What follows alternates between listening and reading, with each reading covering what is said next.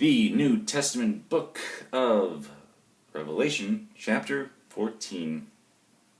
The Lamb and the 144,000 on Mount Zion.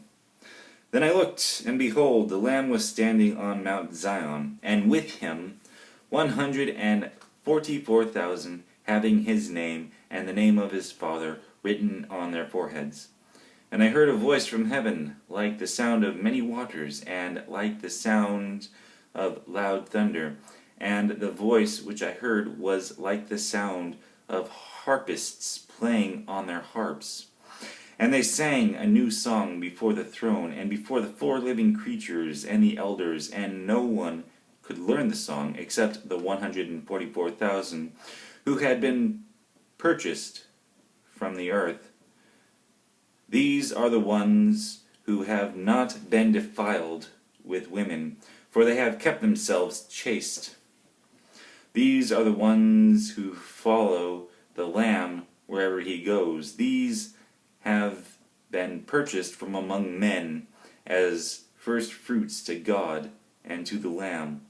And no lie was found in their mouths. They are blameless. And I saw another angel flying in mid-heaven, having an eternal gospel to preach to those who live on the earth, and to every nation and tribe and tongue and people.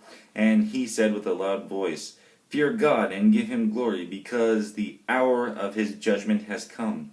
Worship him who made the heaven and the earth and sea and springs of waters."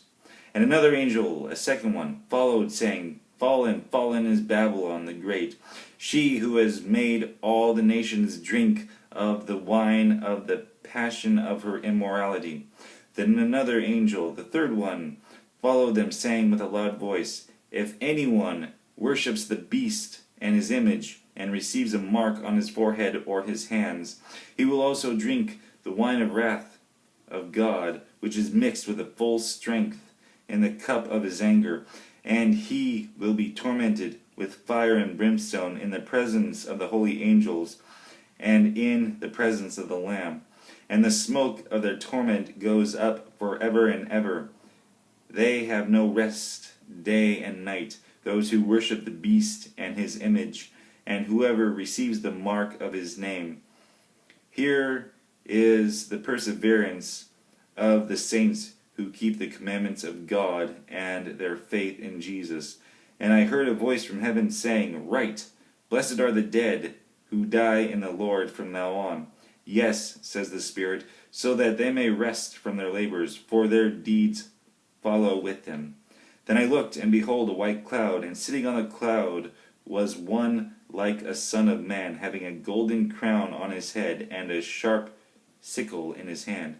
And another angel came out of the temple, crying out with a loud voice to him who sat on the cloud, "Put in your sickle and reap, for the hour to reap has come, because the harvest of the earth is ripe." Then he who sat on the cloud swung his sickle over the earth, and the earth was reaped. And another angel came out of the temple which is in heaven, and he also had a sharp sickle.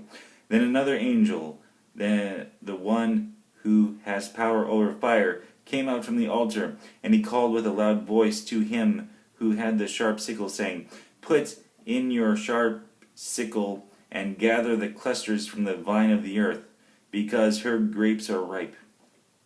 So the angel swung his sickle to the earth and gathered the cluster from the vine of the earth and threw them into the great winepress of the wrath of God. And the winepress was trodden outside the city, and blood came out from the winepress up to the horses' bridles for a distance of 200 miles.